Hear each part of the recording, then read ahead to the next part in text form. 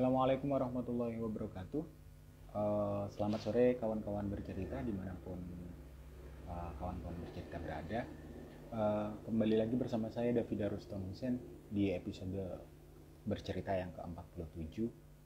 Nggak terasa ya, hampir 50 episode kita di bercerita ini dengan berbagai macam narasumber yang kita undang di bercerita ini, via dari figur politik, figur budayawan, dan banyak figur yang lain yang banyak menyumbangkan pemikiran-pemikirannya di bercerita sepanjang episode pertama sampai ke episode 47. Nah, di episode kali ini kita akan sedikit banyak membahas tentang temanya pendidikan, terutama pendidikan hari ini kan di masa pandemi ini kan masih banyak pendidikan yang jarak jauh ya, PJJ, pendidikan jarak jauh. Nah, atau pendidikan virtual atau online learning begitu ya.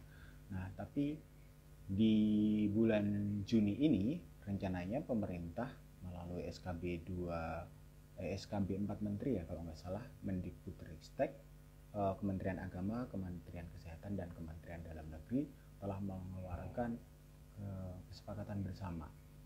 Di antaranya kesepakatan itu menghendaki jika pendidikan jarak jauh atau pendidikan tatap muka harus segera dimulai, karena memang berkaitan dengan itu efektivitas pendidikan sangat dipengaruhi dari interaksi sosial yang keep in touch lah ya, antara guru dengan murid atau antara murid dengan muridnya. Jadi agak kalau saya melihat di teman-teman SD ya, anak-anak SD, anak-anak SMP, anak-anak SMA itu merasa kalau pendidikan jarak jauh itu juga ada kejenuhan di dalamnya. Jadi pendidikan tatap muka tetap sangat diperlukan. Nah, tapi yang perlu kita kaji adalah seberapa jauh dan seberapa siap pemerintah hari ini untuk melaksanakan pendidikan tatap muka berkaitan dengan COVID-19 yang masih terus kurvanya masih sedikit naik sih, tapi ada juga penurunan, dan juga protokol kesehatan yang berkaitan dengan COVID-19 juga, seberapa jauh pemerintah siap menerapkan protokol kesehatan itu, terutama di lingkungan pendidikan, di lingkungan lembaga pendidikan. Nah, teknisnya bagaimana, lalu peraturan-peraturan ketatnya bagaimana yang harus diterapkan oleh pemerintah. Mari kita bahas itu bersama Dr. Insinyur Hetifah Syaifuddin MPP, Wakil Ketua Komisi 10 DPR RI.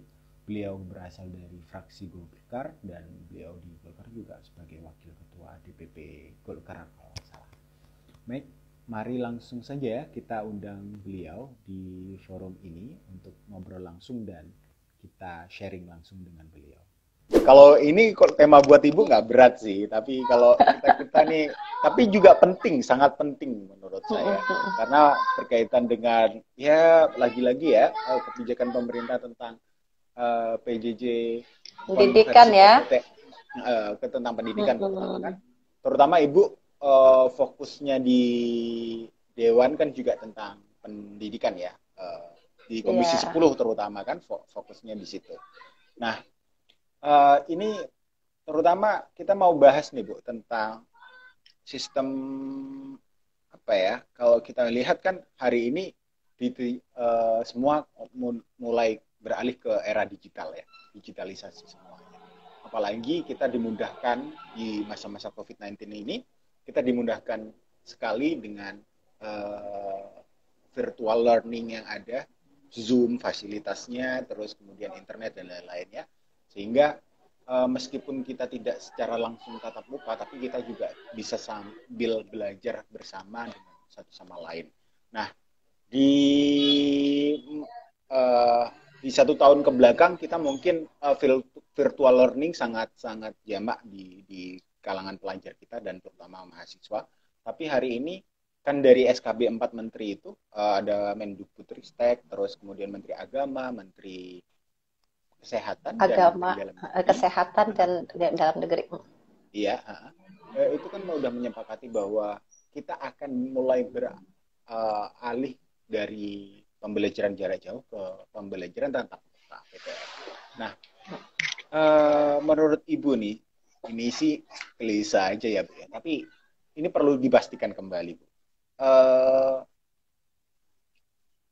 Apakah sudah benar-benar siap sih, Bu, pembelajaran tatap muka dilaksanakan? Wah, di sini saya lihat banyak banget nih yang gabung nih, orang-orang yang ahli-ahli juga nih.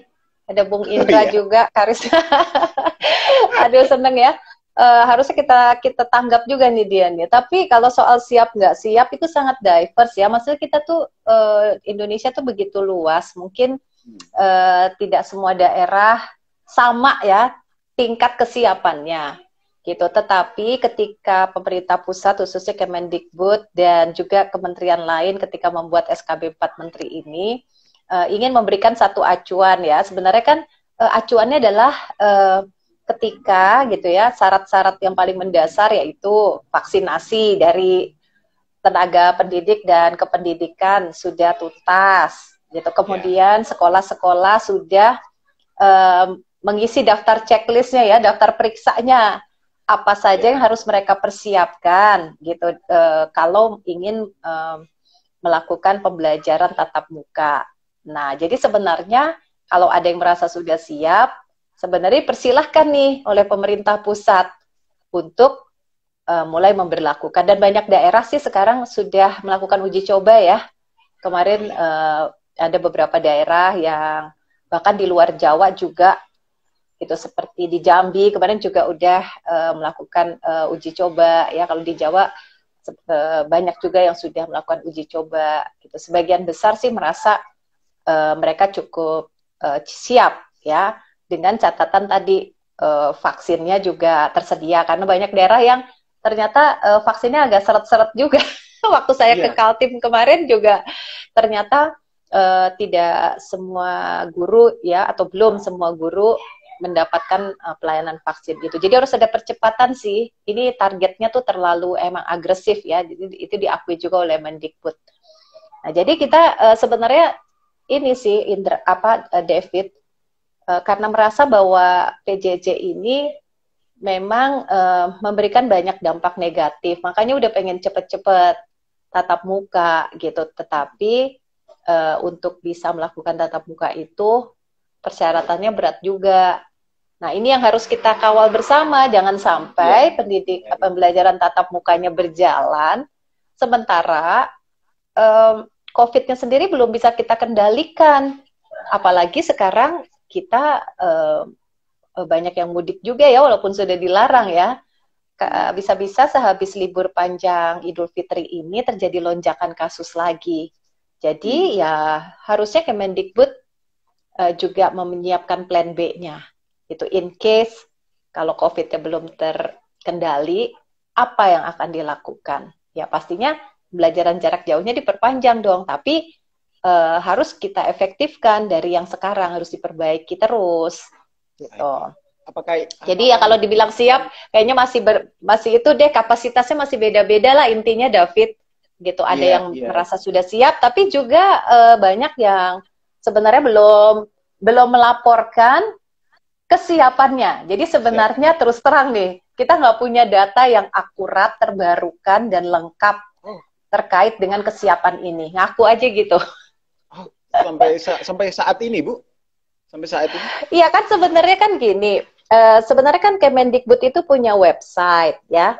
Kemudian juga seharusnya juga tiap satuan pendidikan tuh melaporkan kesiapannya seperti apa. Tapi kalau kita cek ya belum semuanya melaporkan. Nah, jadi harusnya kita itu berikan semacam insentif lah gitu ya, atau punishment juga untuk mereka yang malas-malas ngelapor, itu apa konsekuensinya gitu, supaya keputusan yang diambil oleh pemerintah itu berbasis kepada fakta dan realita yang sejujurnya ada gitu. Kalau kita tuh nggak siap, mendingan kita bilang nggak siap daripada nanti anak-anak kita, guru-guru kita jadi korban gitu. Sebaliknya kan kalau memang nggak siap, Iya gitu. Nah ini yang makanya saya mengusulkan gitu ya beberapa catatan gitu ya karena tadi di open datanya sekolah data Kemdikbud ini ternyata belum terlalu efektif ya gitu. Belum efektif gitu. Jadi ini terus juga kalau nanti berjalan kan harus ada pengawasan tuh nggak bisa cuman mengandalkan DPRD atau DPR atau Ombudsman atau Satgas COVID kan. Iya, Setiap betul. stakeholder dong David harusnya bisa ikut mengawasi, terutamanya orang tua. Waktu saya ke Kabupaten Bogor tuh menarik ya, ketika mereka uji coba tuh satu kelas setiap harinya tuh ada 3 orang tua tuh giliran piket gitu, ikut ngecek pada saat pembelajaran tatap mukanya itu berjalan. Nah, seharusnya hal seperti ini tuh didorong dan juga kalau bisa dari pusat juga ada hotline service gitu loh, kayak kita customer service, nerimalah telepon atau masukan-masukan lewat WA ataupun lewat media sosial lainnya. Kalau ada pengaduan dari warga atau orang tua atau siapapun terkait penyelenggaraan pembelajaran tatap muka ini, kemana ngadunya gitu dan bagaimana nanti bisa ini menjadi bahan masukan supaya itu bagian dari sampai masukan Ibu untuk proses digitalisasi iya untuk pengawasan itu. Pengawasan ya. kalau bisa digitalisasi kan lebih bagus karena nanti hasil pengaduan itu juga bisa jadi big data untuk Kemendikbud yang berharga kan. Ya kebanyakan misalnya masalah yang dihadapi apa, apakah sarana prasarananya gitu ya atau hal lainnya gitu. Dari hal kecil-kecil aja misalnya apakah sekolah sudah mampu menyediakan tempat cuci tangan dengan air yang mengalir yang bersih gitu. Terus kalau desinfektan gimana, kalau anak nggak bawa masker gimana gitu kan, kesiapan gurunya dan sebagainya.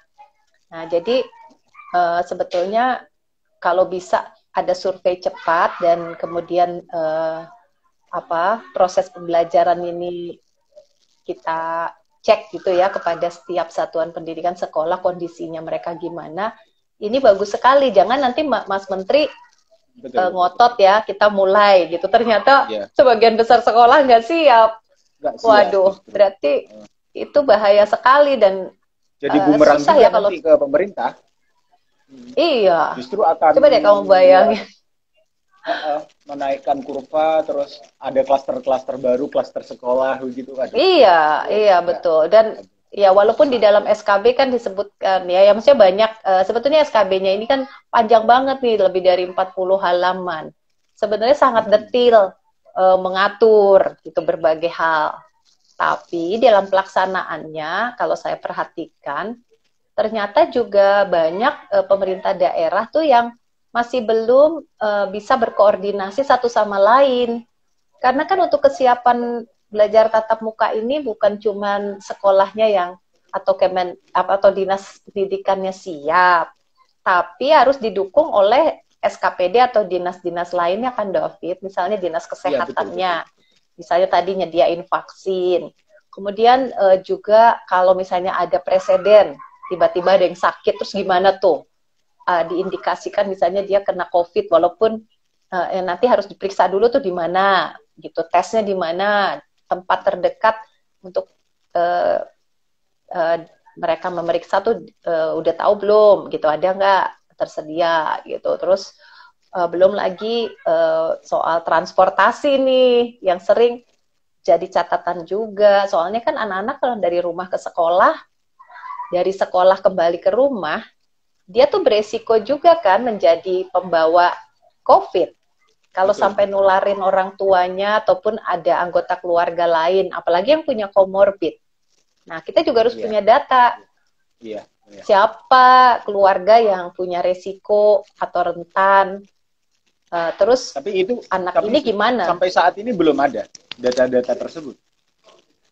Jadi data itu sebenarnya kan harus dilaporkan gitu. Nah, tapi ini belum semua sekolah semua ya, melakukan artinya. itu gitu. Jadi kami juga belum dapat laporan nih dari Kemendikbud. Ntar dalam waktu dekat nih kita kan juga raker, pasti kita tanya juga nih kesiapannya untuk penerapan PTM secara masif gimana. Ini kan tinggal sebulan 2 bulan lagi gitu ya. 2 bulan lagi, Nggak lama iya. loh ini. Nah 2 bulan itu dan yang galon. kami khawatirkan. Tapi per hari ini 11 Mei ini saya dapat data di webnya Kemendikbud. Di situ terangkum kan ketersediaan apa misalnya sarprasnya, fasilitas kesehatannya, pemetaan warga yang tadi rentan ataupun hal-hal lainnya. Itu udah 53,97% sekolah atau 289.072 sekolah yang merespon terkait kesiapan belajar. Iya, pengennya sih lebih banyak dari itu ya. Tanda kutip bagaimana, Bu? Iya, tadi mengisi, menuliskan rangkumannya gitu supaya nanti semacam survei lah, survei cepat di aplikasi. Oh, gitu. Nah, saya sih kalau memang sekarang udah lumayan ya, udah 53, tadinya malah dikit banget. Sekarang saya rasa kita jadi cukup optimis nih, paling nggak di bulan mungkin Juni, Juli, kalau bisa ya semuanya, tapi setidak-tidaknya 80% sekolah dong harus berpartisipasi supaya kita lebih yakin lagi nih kesiapan mereka seperti apa. Ini ada 53% ya, kira-kira setengah lebih gitu. Itu datanya. Nah, Ibu, tadi kan berkaitan dengan plan A, plan B ya, bahwa plan A kita akan memulainya pada kisaran April, Mei, atau Juni lah kita mulai di periode kedua dari semester kedua dari 2021. Nah, kalau misalnya nih pasca Idul Fitri, kalau misalnya pasca Idul Fitri kemudian terjadi lonjakan karena mudik lah atau karena faktor yang lain, plan B apa udah disiapkan? Terus atau misalnya itu ada terjadi lonjakan kurva, apakah akan ada peninjauan ulang untuk? Kalau saya sih pikir harus dipikirkan gitu, sebab kita udah bisa menduga gitu, pasti akan ada sesuatu yang terjadi nih pasca libur. Namun sementara ini kok saya lihat ya kementerian masih stick pada rencana awal ya, pokoknya bulan Juli, mungkin nanti kali setelah kita punya data pasca, ya kan gitu, baru nanti dievaluasi. Tapi saya pikir tidak ada salahnya ya, harusnya kita tetap memiliki plan B itu. Cuman itu belum dikemukakan sih oleh Kemendikbud sebagai satu rencana yang terbuka gitu ya. Mungkin tetap pada kondisi optimis dulu bahwa bulan Juli kita bisa tatap muka. Atau setidak-tidaknya di daerah-daerah tertentu yang mungkin lebih aman. Nanti kan juga data per daerah mungkin kita bisa dapat. Gitu. Kesian juga sih, udah banyak banget siswa kita maupun orang tua dan juga guru-gurunya yang udah kangen sekali ya dan ingin melakukan pembelajaran tatap muka, apalagi yang kelas 1 yang belum pernah ngeliat guru-gurunya sama sekali ya, yang baru masuk. belum ketemu teman-temannya juga kan. Kalau survei-survei sih rata-rata orang tua memang lebih banyak yang udah ingin tatap muka, walaupun David yang harus kita tegaskan bahwa keputusan akhir mau mengirimkan anaknya ke sekolah atau tidak untuk tatap muka ini tergantung ke orang tua juga ya. Kalau ada orang tua yang masih ngeri gitu kan ngelihat kondisi dan dia sangat khawatir sekali, cemas, atau tadi di rumah ada orang-orang yang beresiko, ya lebih baik anaknya tetap belajar di rumah aja. Nah sekarang kuncinya ada di guru nih. Dan sekolah harus bisa sekaligus melakukan metode yang hybrid nih. Ayo Bung Indra, gimana? Hybrid ya. Sebagian mungkin tetap ya udah dilakukan tatap muka, tapi pembelajaran jarak jauhnya juga bagi anak-anak yang tidak hadir langsung di sekolah, hak belajar mereka nggak boleh terlewati. Jadi langsung paralel. Nah inilah yang mungkin menjadi tantangan terbesar juga ya untuk kita nanti. Jadi, tapi kalau dilihat di SKP 4 Menteri itu Bu, ada misalnya kan ada 50% yang oh iya separuh-separuh gitu kan? Separuh kan? 50% iya kan kapasitas kapasitasnya. Gitu. Iya betul. Jadi berarti kan bisa hybrid gitu. Iya harus udah pasti hybrid, udah bisa dipastikan gitu. Jadi mereka sebenarnya bekerja keras, bisa jadi 2 kali lipat nih dari biasanya. Kalau cuma online semuanya, tadi virtual atau tatap muka semuanya, kan fokus. Nah, sekarang kan Ya, harus membelah diri. Di satu sisi, dan itu nggak mudah ya, orang kita aja bikin kayak webinar atau bikin seminar yang hybrid, bikin pengajaran ya yang betul. hybrid. Kemarin saya di Golkar Institute kan hybrid tuh, separuh saya hadir tapi kita tetap Ya, virtual. Kadang-kadang banyak masalah teknis juga ya, penguasaan ya, kita akan teknologi, terus juga cara kita mengajar kan juga jadi beda gitu. Namun intinya kan kita tetap harus jaga jarak ya, walaupun kita tatap muka. Jadi nggak bisa pakai full capacity, tetap maksimal kan separuhnya. Jadi mungkin baik jumlah orangnya maupun tadi jam belajarnya juga jadi berubah, betul. tidak sepanjang kalau kita sebelum COVID gitu. Jadi Ah, banyak penyesuaian. Ibu, apalagi kan hari ini kan masa-masa transisi ya. Kalau nggak salah kalau dalam SKB 4 Menteri itu masa-masa transisi kan dimulai dari April sampai ke Mei 2021. Nah, kira-kira penilaian Ibu nih sebagai ya anggota dewan yang eh, beberapa kali survei di beberapa lembaga pendidikan, kesiapan lembaga-lembaga pendidikan itu sejauh mana itu kalau di masa-masa transisi dari pembelajaran jarak jauh ke PTM itu kan? Iya, sebagian besar yang kan sebagian daerah tuh sudah melakukan uji Sudah coba melakukan. gitu. Tapi uji cobanya sih juga biasanya dipilih gitu. Misalnya dari setiap kecamatan ada berapa sekolah di tingkat apa. Jadi tidak semua sekolah gitu, atau ada yang bergantian gitu. Jadi mereka udah kayak try out gitu, nyoba-nyoba. Nah, sebagian merasa udah siap nih dari hasil uji coba itu, kayaknya udah mantep. Jadi siap untuk melakukan PTM itu. Tapi PTM-nya terbatas ya, karena tadi masih harus dengan berbagai persyaratan, terus jumlahnya Ya, ya. juga tidak Betul, full, betul. iya gitu. Uh, tapi tadi kembali lagi, kita kan pengen lihat nih dari data yang tadi 50% udah masuk itu Ya. isinya apa. Kan itu kan mereka baru lapor tuh, tapi isinya belum kita analisa Oh iya, gitu. iya. Apakah mereka itu merasa bahwa sarana sanitasi kebersihannya sudah tersedia atau belum? Terus fasilitas kesehatannya gimana? Kemudian apakah ada kesepakatan dengan komite sekolah untuk menjalankan protokol kesehatan? Terus juga kesiapan-kesiapan lainnya. Nah, kalau misalnya sekarang yang baru ngasih datanya 54% lah ya katakan, itu kan belum, isinya gimana, belum tentu semuanya udah siap. Betul, betul. Tapi saya juga menduga ya, yang pada nggak ngisi survei cepat ini, mungkin dia nunggu dia siap dulu kali baru dia berani mengisi ya. Ya, Iya, kayaknya iya, malu iya. gitu kalau ngisi tapi terus isinya adalah aku belum siap gitu. Jadi dia Iya, yaudah siapin dulu semuanya, sesudah checklistnya atau daftar periksanya oke. keisi semua, oke, baru deh kita upload itu Iya, laporannya bisa gitu. jadi Jadi sih ya itu. harapannya kalau emang begitu ya optimis juga kan, berarti setidak-tidaknya udah separuh merasa siap. Bahwa nanti ternyata COVID berkata lain dan kita harus ada plan B, nggak apa-apa. Yang penting kita siap dulu, walaupun nanti belum tentu PTM-nya jadi bulan Juli. Nah, gitu. Persiapan tuh harus tetap kita lakukan sih, kalau menurut saya. Soalnya 2 bulan tuh Iya, sedikit waktunya, nggak panjang juga. pendek sekali. Apalagi dipotong Uh-uh. liburan ini ya, Bu ya.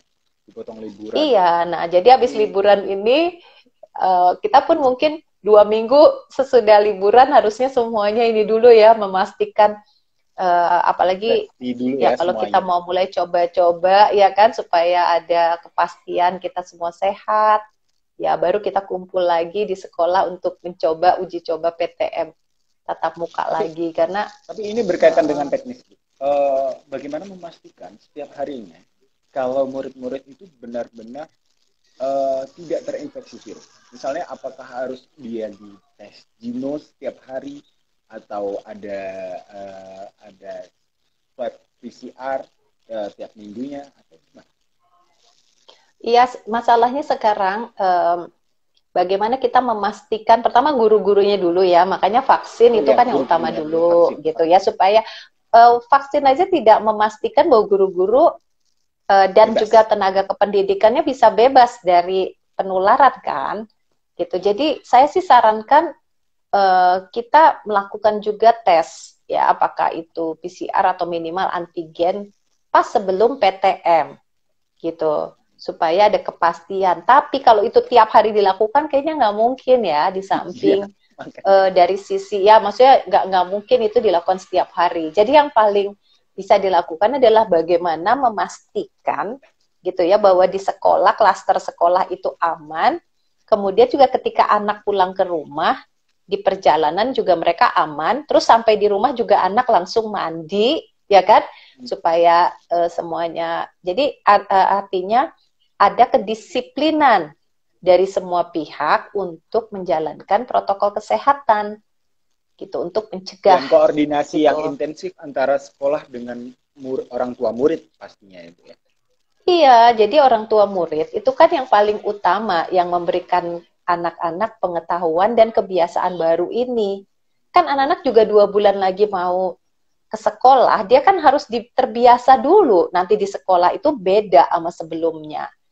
Gitu kan anak-anak juga mungkin banyak yang belum terbiasa menggunakan masker ya. Mungkin sekarang juga harus diberikan bukan saja pemahaman, tapi memang harus benar-benar dibuktikan dia oke kalau pakai masker yang benar tuh seperti apa. Jangan sampai nanti tuker-tukeran sama temennya lah, atau maskernya dikantongin gitu ya, dan lain-lain, perilaku yang sebenarnya tidak benar. Nah, ini harus dimulai dari rumah gitu. Terus saya juga sekarang melihat ya, ternyata guru-guru juga masih ada, kalau tidak kita bilang banyak, yang nggak begitu percaya bahwa COVID itu berbahaya gitu. Jadi ini bahaya sekali gitu kalau guru-guru juga masih belum sama pemahamannya tentang COVID ini. COVID-19. Jadi harus ada nanti penyamaan persepsi lagi. Jadi ada training ulang gitu ya, briefing gitu, supaya karena ada guru tuh yang ngomong ke saya, David bilang, Bu, gimana kalau aturan jaga jarak pada saat pembelajaran tatap muka dihilangkan saja, kan itu mengurangi keakraban antara murid dengan guru, kayak gitu. Karena Masih mungkin ada yang merasa, statement begitu. iya, guru-guru mungkin merasa ya tadi, apakah karena udah divaksin terus juga bahwa ini nggak terlalu berbahaya, lebih penting berakrab-akrab sama murid. Padahal kan apa yang dulu memang sangat penting di dalam proses pembelajaran, sekarang justru jadi dilarang ya. Seperti tadi kedekatan kita, atau misalnya tadi cium tangan guru misalnya, itu kan berubah. Nah ini kan harus ada juga ketegasan dari gurunya loh, gitu. Kalau gurunya sendiri tidak bisa menjadi teladan, itu kan nyuruh-nyuruh anak melakukan ini, tapi dia sendiri tidak menjalankan, itu bahaya. Gitu. Jadi ya orang tua, ya guru, ya murid, semuanya harus disiplin. Ya. Berkaitan dengan tapi gimana Bu? Sorry. Itu tadi yang soal tes itu ya, aku juga kepikiran ya, penting juga ya, mungkin kita perlu ya kali anggaran khusus ya, apakah dari dana BOS atau mungkin nanti dari Pemda atau bahkan dari APBN ya, untuk bantu soal swab test ya bagi warga sekolah, supaya, karena ini mungkin juga akan sering ya, terutama misalnya nanti ya gitu, jadi mungkin rutin gitu, periodik, tapi tidak setiap hari.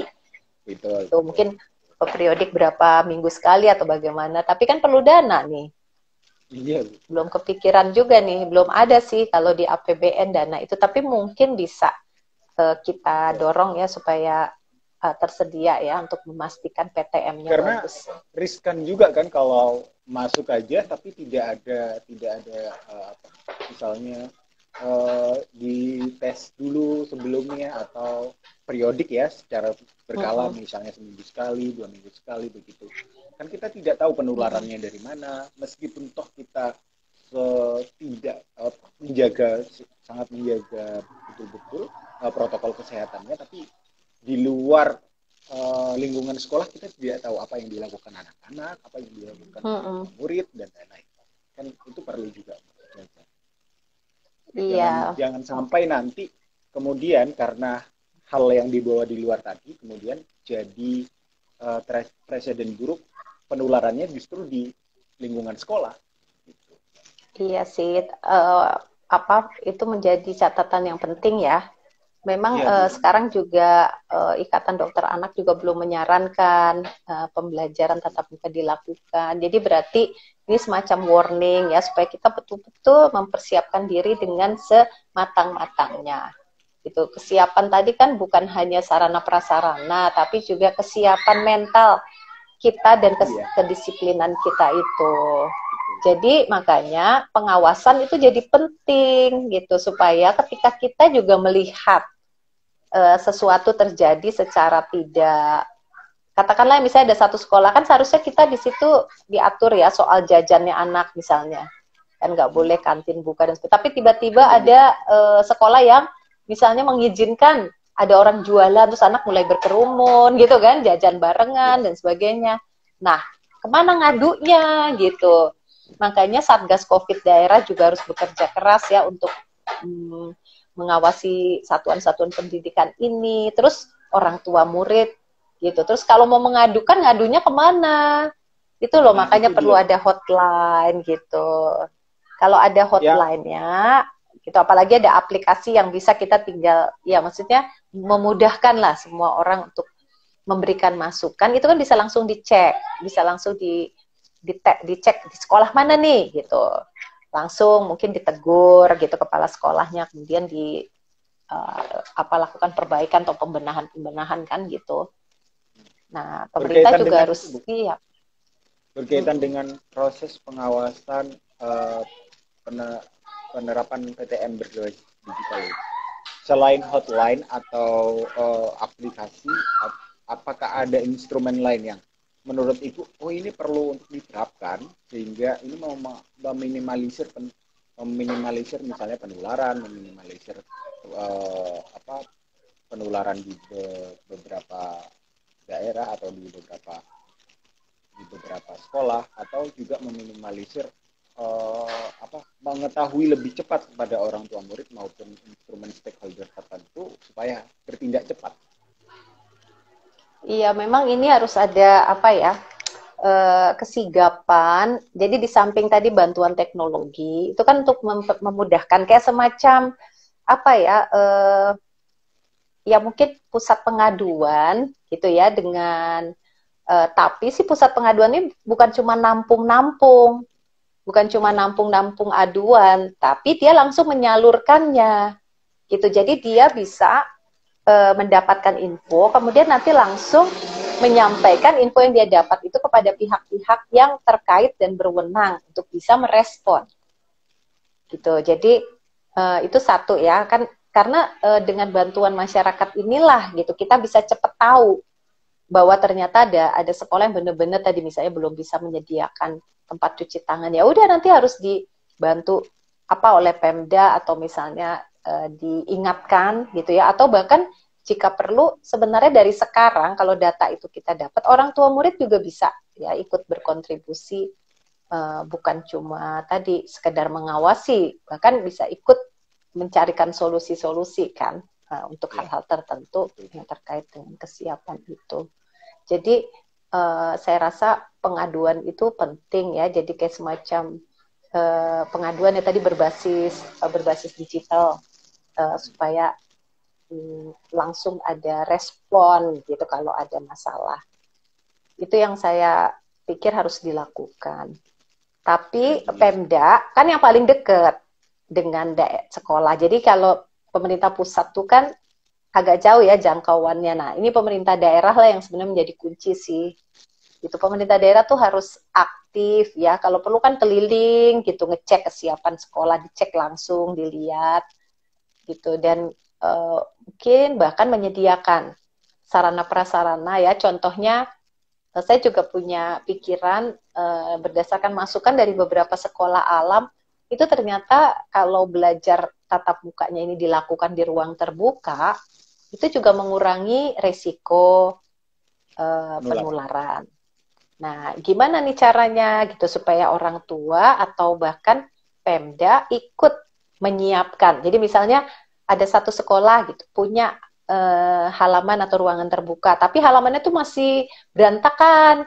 Nah, mungkin bisa bergotong royong gitu kita kayak kerja bakti sekarang kan banyak yang punya tanaman, mungkin dipindahkan ke sekolah supaya lebih asri gitu ya.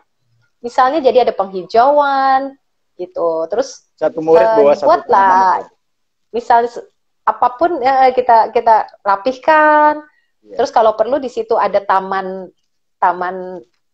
yang taman publik gitu, kayak ruang terbuka Taman hijau, terbuka. bisa juga. Jadi nanti sekolah juga memanfaatkannya untuk proses pembelajaran. Nah, jadi kurikulumnya juga jangan kurikulum yang terlalu rigid, gitu. Tetapi tadi memberikan anak-anak pengajaran atau pembelajaran terkait dengan kehidupan sehari-hari, terus dengan metodenya bisa menggunakan metode yang partisipatif, misalnya dengan game ini dan itu ya.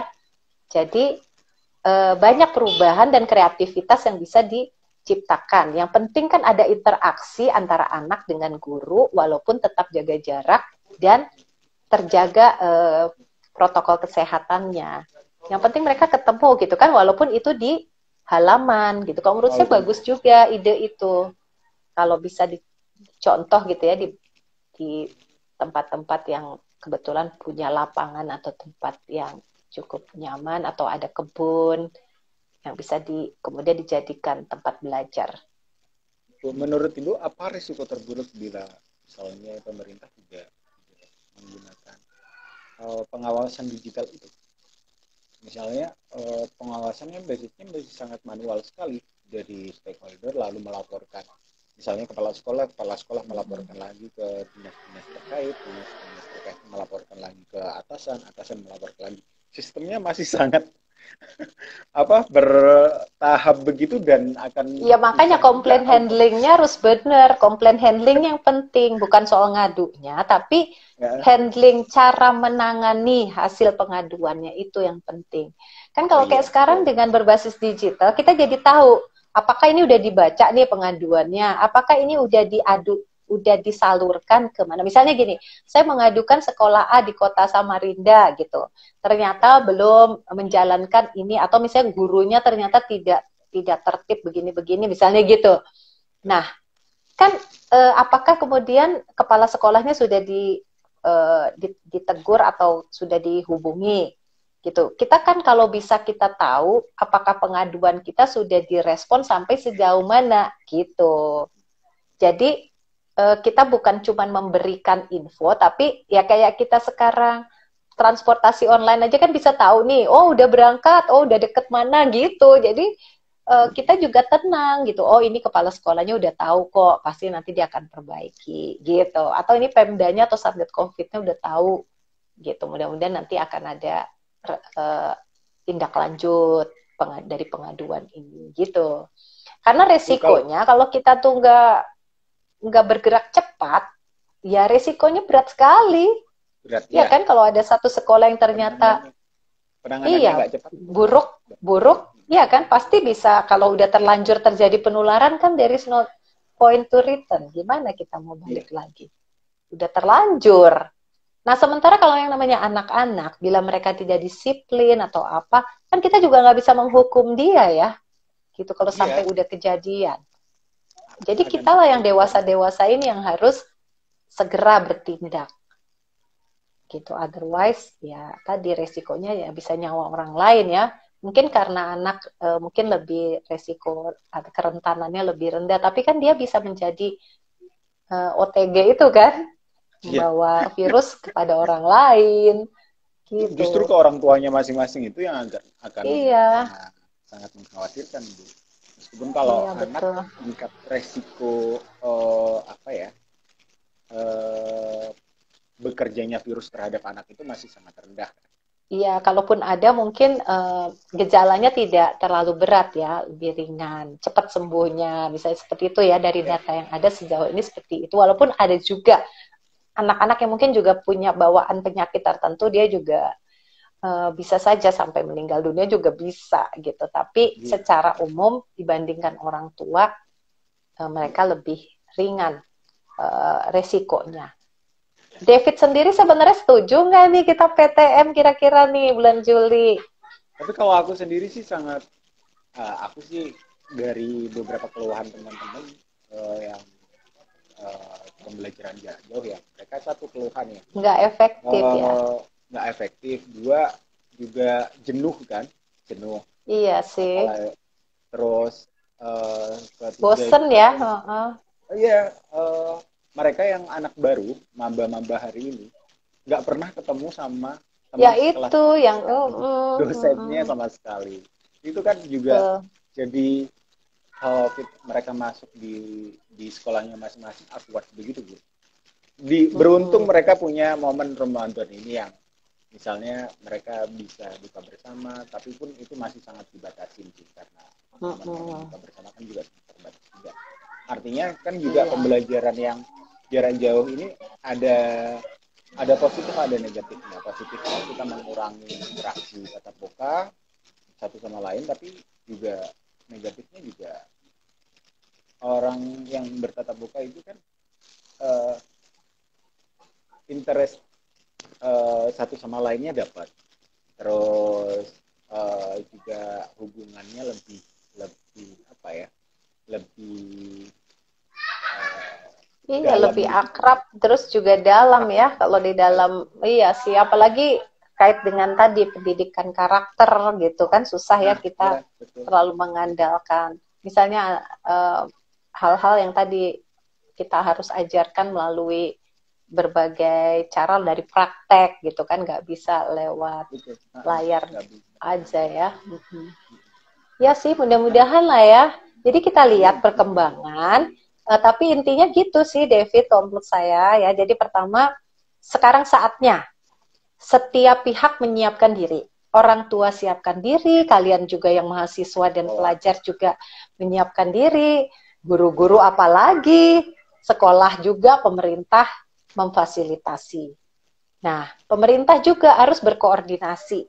Semua pihak gitu, bukan cuma dinas pendidikan, tapi juga tadi dinas perhubungan, gitu kan, dinas kesehatan dan lain-lain. Coba deh kompak, gitu, tujuannya sama, mensukseskan penanganan COVID, mensukseskan vaksinasi, kemudian menyiapkan sekolah supaya tadi daftar periksanya lengkap.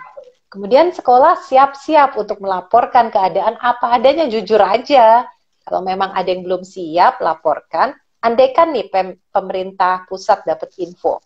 Bayangin kalau ada 50% sekolah ternyata belum punya toilet yang memadai. Sama itu tuh, wastafel. Kan berarti harus sekarang dibangun, ya kan? Iya, Gitu. Jangan sampai nanti data nggak masuk-masuk, baru kaget gitu, ternyata nggak siap.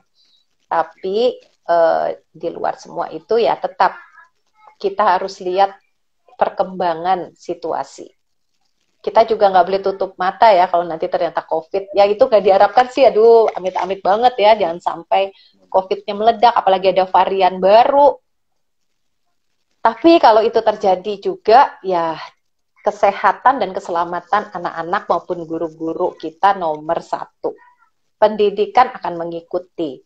Kita tinggal lanjutkan tapi dibuat lebih efektif PJJ-nya.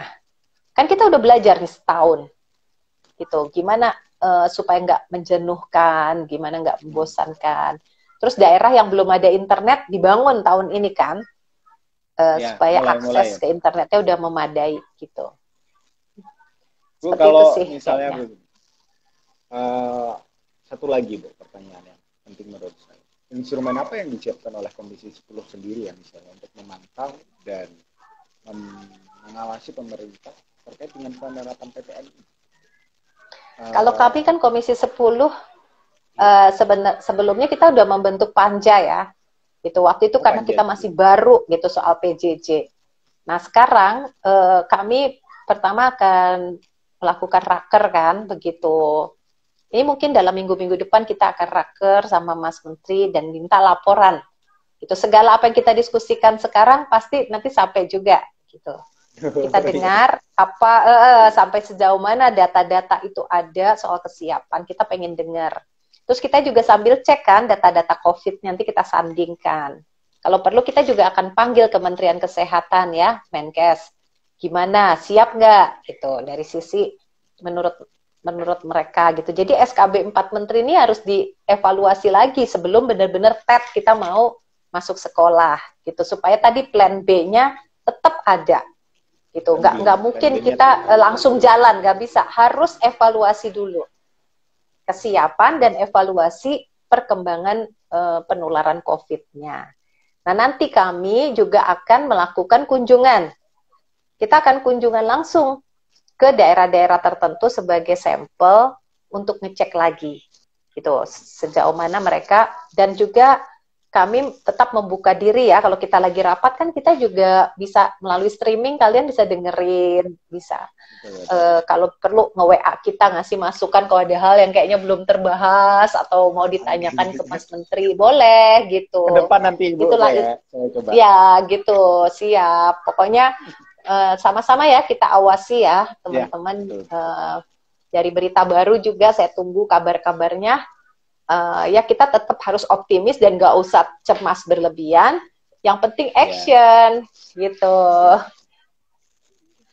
Ibu, ini kayaknya ada pertanyaan dari teman-teman pemerhati nih, yang audiens kita. Iya nih kayaknya udah pada mau buka ya. Wah, teman-teman pada masih ini, ada yang nanya juga. Apa nih pertanyaannya? Iya, katanya saya di mana tadi ya? Di daerah Kalimantan dia. Dari daerah Kalimantan.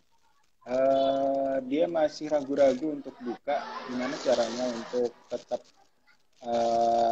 bisa memastikan semuanya safe begitu, Bu?